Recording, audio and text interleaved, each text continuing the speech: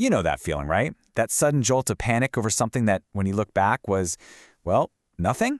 We've all been there. And it turns out there's a really good reason our brains do that. So today, we're going to dig into the wild data behind our anxious minds. And even better, a super simple tool you can use to tame them.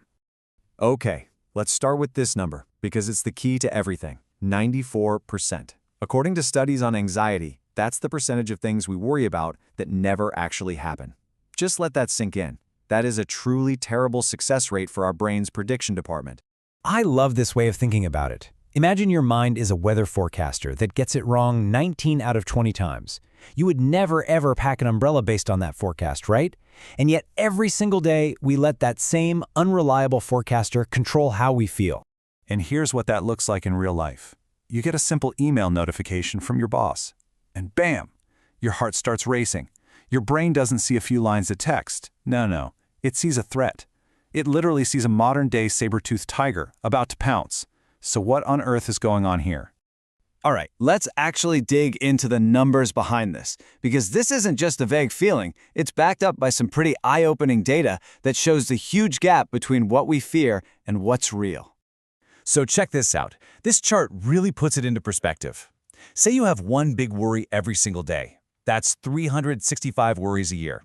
But the research shows that the number of things that actually turn out badly is tiny, like around 22.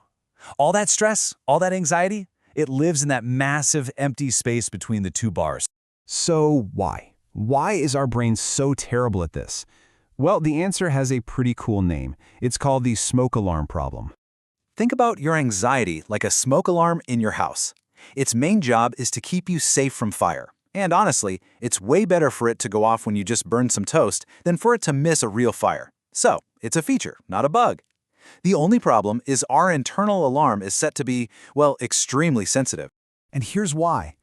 This system was designed for a totally different world, a world with immediate physical dangers. We're basically running Stone Age software on modern hardware. It was fantastic for spotting tigers hiding in the bushes, but it's just not built for a digital world where the tigers are things like stressful emails or what someone said on social media. Okay, so if our internal alarm is constantly screaming at us, how are we supposed to know if it's a real fire or just more burnt toast? This is where we learn the crucial skill of telling the signal apart from the noise. It's pretty simple when you break it down. A real fire, that's the signal. It's a genuine problem and you need to act now.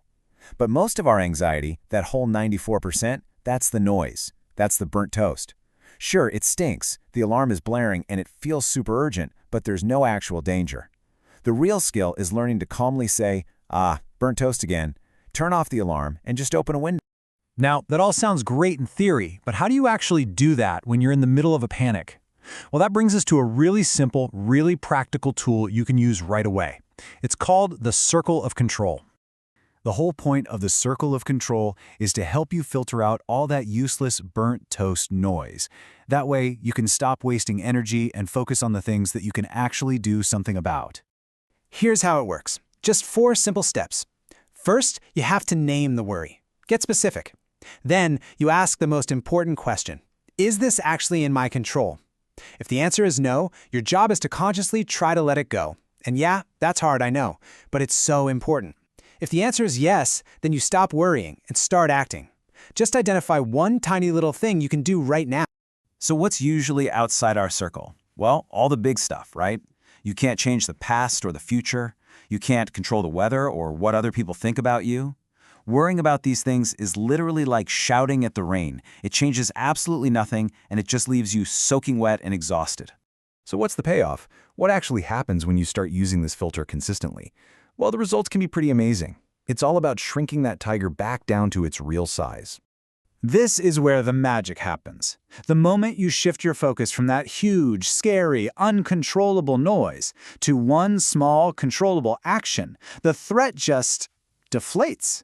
That terrifying saber-toothed tiger shrinks back into what it was all along. Just a simple email in your inbox. Something you can absolutely handle. So here's the bottom line. Your mind is wired to overestimate threats. It's its job, but you don't have to be a passenger to its old programming. By focusing on your circle of control, you take the steering wheel back. So my question for you is, what tiger are you going to shrink today?